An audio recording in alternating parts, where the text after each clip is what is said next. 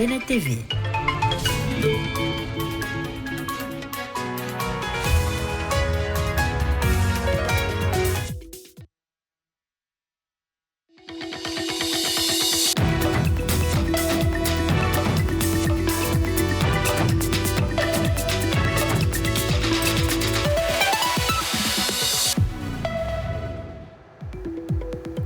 C'est l'heure de vous informer sur Bénin TV. Mesdames, Messieurs, bonjour. Voici les titres du journal. Les douanes béninoises et nigérianes unissent leurs efforts pour en finir avec la fraude transfrontalière. Une opération pilote géocontrôle a permis de tester les dispositions, moyens techniques et humains mis en place à cet effet. Parmi les combats menés par le roi Béonzin contre l'impérialisme français, l'un s'est avéré plus rude, plus âpre et plus mémorable. C'est le combat d'Achoupa. 136 ans après cette résistance, que reste-t-il de cet événement majeur de l'histoire du Bénin? Réponse à suivre. Bonjour à toutes, bonjour à tous. C'était l'étape la plus attendue des réunions statutaires de la CEDEAO en Sierra Leone. Hier dimanche, les dirigeants ouest-africains ont débattu des enjeux de l'intégration régionale. Avant de retrouver cet élément et avant cette rencontre, on parle de cette double cérémonie d'inauguration toujours à Sierra Leone, celle du dépôt logistique humanitaire et militaire de la CEDEAO ainsi que celle du centre international de conférence Julius Maada Bio à Londji. Ces événements ont réuni les membres de l'organisation régionale ainsi que plusieurs chefs d'État et de gouvernement. Nos reporters sur place, Victorine Bondé et Jean Nombimin pour les détails. Des drapeaux de la CEDEAO qui flottent, des bâtiments flambant neufs. À Longhi, à environ 45 minutes de traverser un bateau de Freetown, l'organisation ouest-africaine dispose désormais de son nouveau dépôt logistique. Un outil stratégique au service de la paix et de la sécurité régionale, inauguré ici par plusieurs chefs d'État et de gouvernement de la CEDEAO. Devant les défis humanitaires qui interpellent notre région et la nécessité pour la CEDEAO de renforcer ses capacités de réponse rapide et de préparation. Le choix de la Sierra Leone pour abriter ses infrastructures stratégiques est également important de par son positionnement important sur la côte atlantique et son expérience en matière d'appui des opérations logistiques et de maintien de la paix. La Sierra Leone demeure un emplacement stratégique. Autre temps fort de cette journée, l'inauguration du Centre international des conférences Julius Maada Bio. Construit à proximité de l'aéroport international de Freetown, il a été conçu comme un lieu moderne et modulable pour accueillir les grands rendez-vous régionaux et internationaux. C'est un investissement effectué par la République de Sierra Leone. Il démontre notre détermination à positionner la Sierra Leone en tant que destination privilégiée pour les conférences régionales et internationales, la diplomatie, entre autres, et le dialogue stratégique. Dans ces murs, il y aura les discussions sur les décisions qui affectent la vie de millions de personnes dans cette communauté. Doté d'une salle de conférence de plus de 1400 places, le Centre international des conférences Julius Maada Bio accueille le 69e sommet ordinaire de la conférence des chefs d'État et de gouvernement de la CEDEAO. Une rencontre de haut niveau consacrée aux grands enjeux de paix, de sécurité et d'intégration régionale en Afrique de l'Ouest. Et cette rencontre de la CEDEAO s'est tenue, vous le savez, à Freetown, en Sierra Leone. Au détour de ces rendez-vous diplomatiques, nos envoyés spéciaux Victorine Bondé et Jean Nombimin vous emmènent à la découverte de cette capitale au riche patrimoine et aux multiples facettes. Bienvenue à Freetown, la capitale de la Sierra Leone. Nichée entre les montagnes verdoyantes et les eaux de l'océan Atlantique, la ville séduit par son cadre naturel et son histoire singulière. Fondée en 1792 pour accueillir d'anciens esclaves affranchis, la ville doit son nom Freetown, qui signifie ville libre, à cette quête de liberté qui continue de marquer son identité. Aujourd'hui, elle est le cœur politique, économique et culturel du pays. Au fil des rues se côtoient bâtiments administratifs, marchés animés et commerces de proximité. Les visiteurs y découvrent des produits alimentaires, des tissus colorés, des objets artisanaux, des bijoux et d'autres produits du terroir. Impossible d'évoquer Freetown sans parler de son emblématique Cotton Tree, un majestueux capoquier. Pendant des siècles, cet arbre a symbolisé la liberté, l'espoir et la résilience du peuple sierra-léonais. Parmi les autres sites emblématiques figurent le National Museum of Sierra Leone, la plage de Lumley Beach, le Big Market, le plus grand marché de la capitale, le King's Yard Gate, témoin de l'histoire des esclaves affranchis, ainsi que le port de Freetown, l'un des plus grands ports naturels de l'Afrique de l'Ouest. Avec plus d'1 million d'habitants, Freetown est un véritable carrefour culturel. L'anglais est la langue officielle, mais le criollo est la langue la plus parlée aux côtés du temné, du mende et d'autres langues locales. L'islam est pratiqué par environ 78% de la population contre 21% pour le christianisme dans un climat de tolérance et de vivre ensemble. La gastronomie sierra-léonaise est riche et variée. Le riz, aliment de base, accompagne la plupart des repas, généralement servis avec des sauces à base de feuilles de manioc, de pâtes d'arachide, de gombo, de poisson ou de viande. Ouverte sur l'Atlantique, Freetown offre de magnifiques plages et un littoral qui participe à son charme. Ville d'histoire, de culture et de nature, Freetown attire chaque année de nombreux visiteurs venus découvrir son patrimoine, ses paysages et l'hospitalité de ses habitants.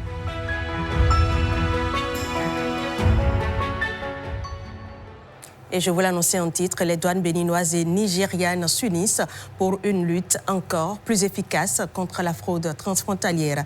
Une opération pilote a permis aux deux pays de tester les dispositions, moyens techniques et humains mis en place dans ce sens. Ghislain Poguet pour les précisions. Opération Géocontrôle, une première en Afrique. Une opération pilote de renseignement géospatial du 6 au 8 juillet 2026. C'est l'Organisation mondiale des douanes avec l'appui du projet conjoint OMDJK qui a mis en œuvre l'opération. Objectif de la manœuvre, mettre l'information géospatiale au service de la lutte contre la fraude transfrontalière. Zone de l'opération, un espace défini entre le Bénin et le Nigeria. L'opération Géocontrôle est implémentée dans une zone d'intérêt qui a été préalablement définie entre les deux administrations, entre les deux pays, et sur la base d'une analyse réalisée par les experts formés. Et donc cette zone a été identifiée 20 km de part et d'autre de la frontière entre le Bénin et le Nigeria, sur une longueur de 120 km, de Kraké jusqu'à Pobé. Les enjeux, c'est pouvoir anticiper, parce qu'il faut partir des données concrètes en termes de saisie, en termes de position des administrations, des unités de contrôle, etc. Faire une analyse en amont et pour pouvoir déployer de façon efficiente les équipes sur le terrain et rentabiliser également les ressources dont on dispose. Ça rend le contrôle plus efficace. On évolue avec un agent de la douane à bord du gyrocoptère qui connaît bien le site et puis qui assure la communication avec le sol.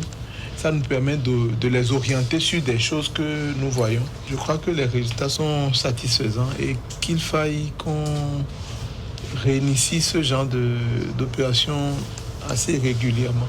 L'opération Géocontrôle a conjugué avec efficacité Technologie et coopération entre les forces engagées, celles de la préfecture maritime, de l'armée de l'air et de l'administration douanière. Une approche nouvelle qui renforce l'efficacité des contrôles douaniers. C'est une première fois où je vois cette cohésion interforce avec des moyens aussi modernes dans le cadre de la lutte contre la fraude. Dans un environnement commercial de plus en plus complexe, imprévisible, fondé sur les données et le renseignement, les administrations douanières se doivent de déployer des techniques modernes de contrôle pour lutter efficacement contre la fraude douanière. Aujourd'hui, nous avons la chance d'avoir, en dehors des équipements modernes, notamment les drones et les gyrocoptères, une cohésion interforce qui nous permet aujourd'hui d'aller plus loin. J'ai besoin de leur engagement, de leur contribution, de leur détermination pour que les objectifs qui nous sont assignés soient véritablement atteints. Et si nous maintenons cette dynamique en travaillant encore et encore sans désemparer avec la culture de l'intégrité comme valeur cardinale, je crois que le meilleur est à notre portée et plus rien ne sera comme avant. Opération conduite avec succès, la preuve de nombreuses saisies de marchandises frauduleuses. La douane béninoise affirme ainsi sa détermination à bâtir une administration plus moderne et plus efficace. Moyens pour y arriver, drones et autres gyrocoptères, renseignements géospatial, analyse des risques et la collaboration interforce. Objectif final, une lutte plus efficace contre la fraude frontalière, donc une meilleure protection des intérêts économiques du Bénin. Quittons maintenant les défis du présent pour revisiter une page héroïque de l'histoire du Dahomey.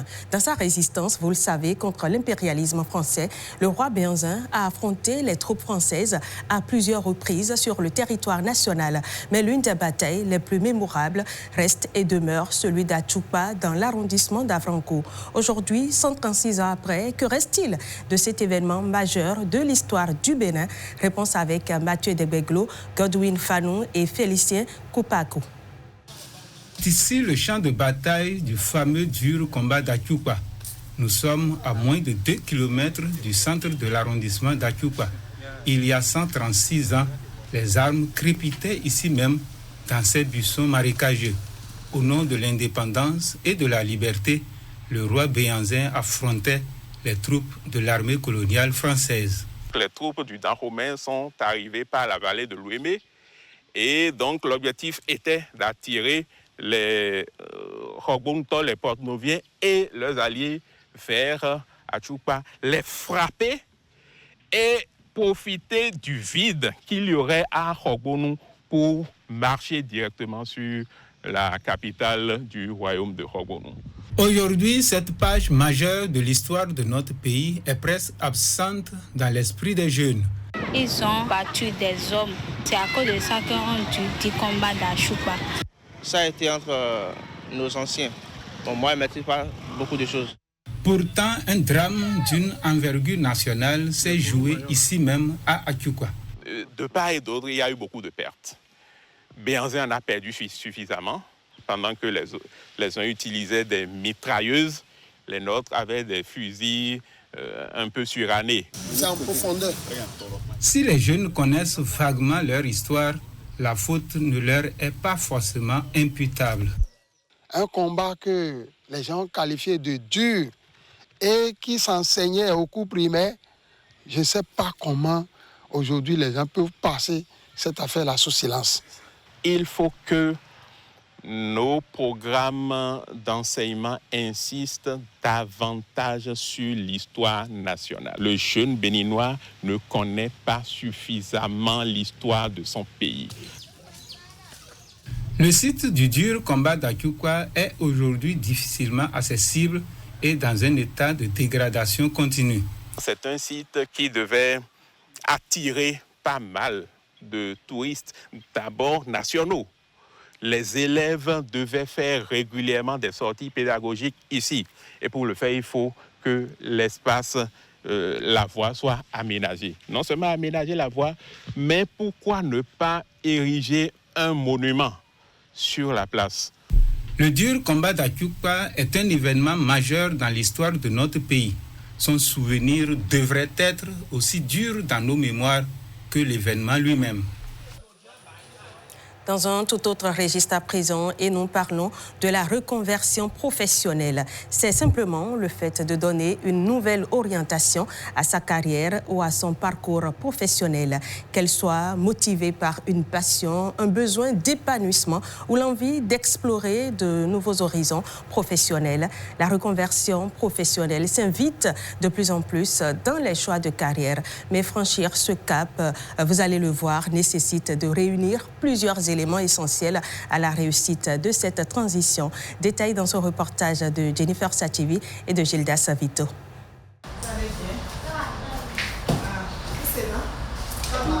Une matinée comme toute autre chez Astou. Dans son salon de coiffure, cet entrepreneur s'emploie chaque jour à prendre soin des cheveux naturels. Une passion qu'elle nourrit depuis toujours. Pourtant, quelques années plus tôt, rien ne la prédestinait à cette carrière. J'ai été directrice technique pendant 20 ans, j'ai été directrice des ressources humaines, j'ai été directrice juridique pendant toutes ces années-là. Et il y a eu une restructuration de l'entreprise où je travaillais. Et dès lors, je me suis retrouvée comme beaucoup, je ne dirais pas à la porte, puisque moi j'ai été au moins de ceux qui ont été retenus pour poursuivre.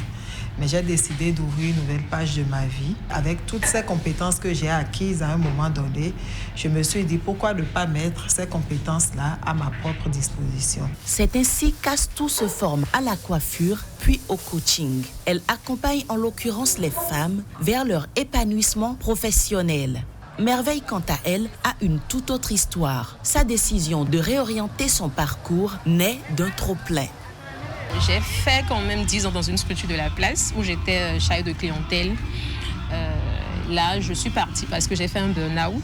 J'ai vu carrément un professionnel de la santé mentale qui m'a dit d'arrêter mon contrat. Ensuite, j'ai eu une bourse de l'OIF et c'était en développement web. J'ai fait ma master en ressources humaines, je l'ai eu avec brio. J'ai décroché mon premier contrat en CDI, c'était très bien. Quelque temps après aussi, les mêmes réalités ont commencé. J'ai décidé alors de revenir à ce que j'aime faire depuis toujours. J'aime vendre. À l'instar d'Astou et de Merveille, de plus en plus de personnes choisissent de se réinventer en donnant une nouvelle direction à leur carrière. Mais une reconversion professionnelle ne s'improvise pas. Il faut déjà partir d'un objectif clair. Pourquoi est-ce que je veux me reconvertir? Est-ce que c'est vraiment opportun de se reconvertir? Si la réponse est oui, comme je le dis, il faut une préparation.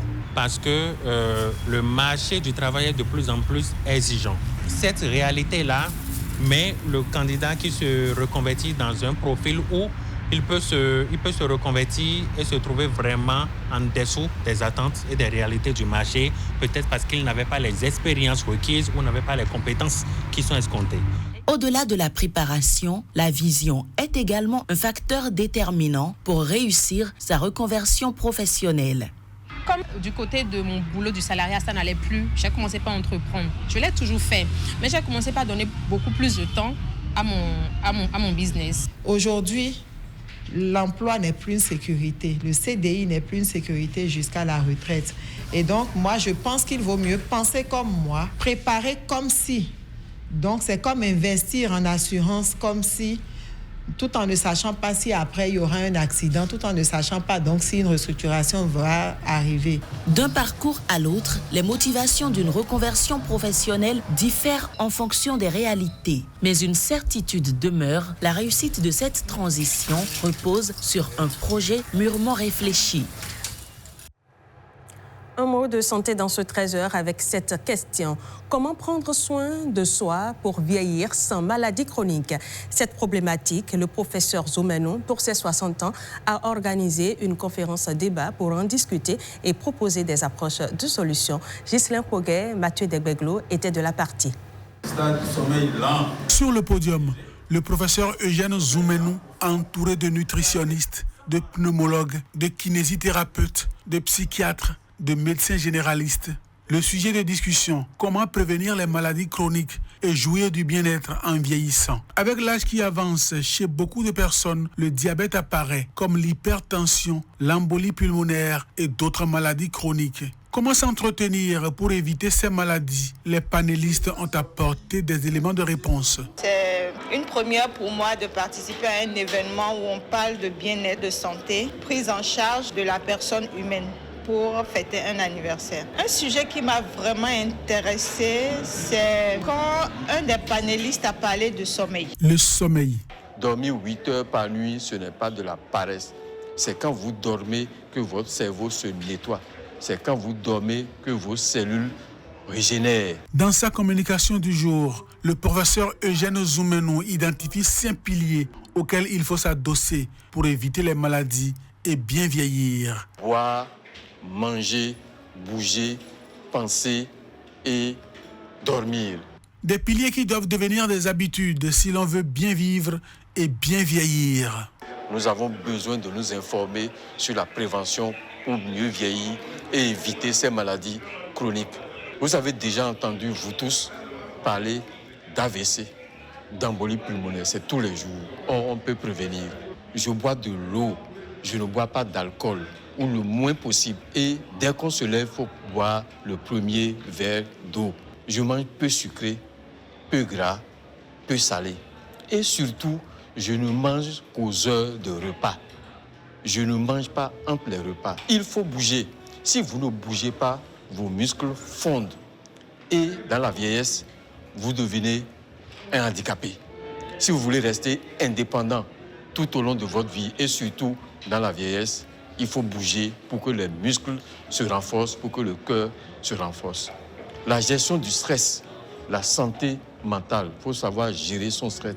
Je dis souvent, il faut faire attention aux objectifs non réalisables. Faites ce dont vous êtes capable. Ne vous mettez pas des fardeaux sur le dos. Je l'encourage à rééditer parce que nous avons été impressionnés par tout ce qu'on a appris ce soir. Dormir, manger, boire, bouger et prendre soin de son mental, les clés du bien-être, de la pure santé et de la bonne vieillesse.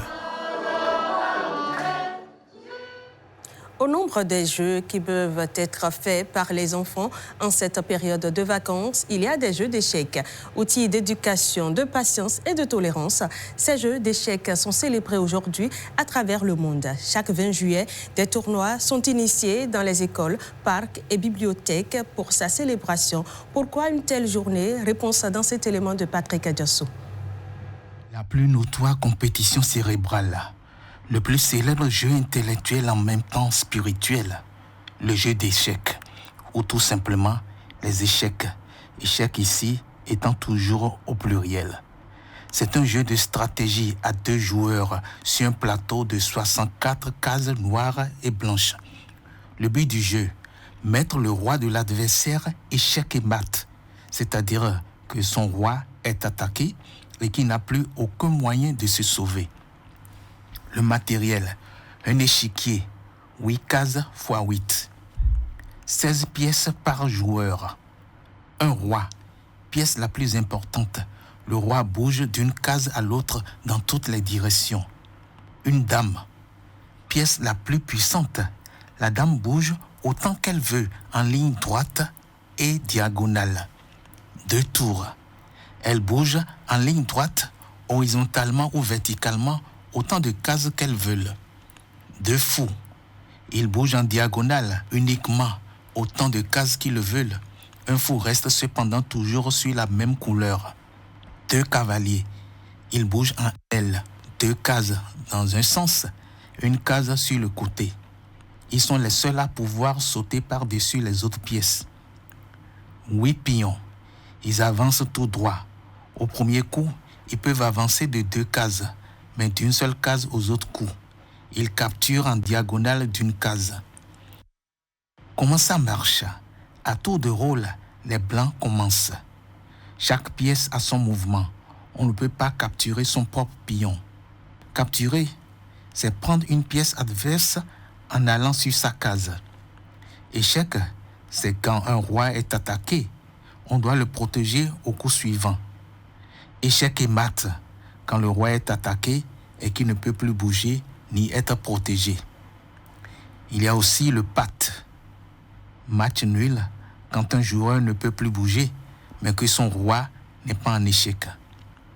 Le jeu d'échecs demande la concentration, la logique et la gestion du stress. La Journée mondiale du jeu d'échecs promeut ce jeu comme outil d'éducation, de dialogue, de persévérance, de patience, de tolérance et de paix. Le slogan de la FIDE, la Fédération internationale des échecs, c'est d'ailleurs « Nous sommes un seul peuple ». Le 20 juillet est d'ailleurs lié à cette fédération créée à Paris en France le 20 juillet 1924. Mais la journée ne fut lancée qu'en 2019. Que ce 20 juillet soit pour chacun une journée où tous les malheurs rencontreront échecs et maths. Et voilà, Viva España donc. C'est tout pour ce 13h. Merci de l'avoir suivi. Retrouvez juste après votre série River. À 14h, le divertissement Le Trône. À 15h, la série Litapo. À 16h, le documentaire Toutankhamon, le trésor redécouvert. À 18h30, le documentaire Les mini-soigneurs, attrape-moi. Merci et bel après-midi à tous, en compagnie bien évidemment de nos programmes.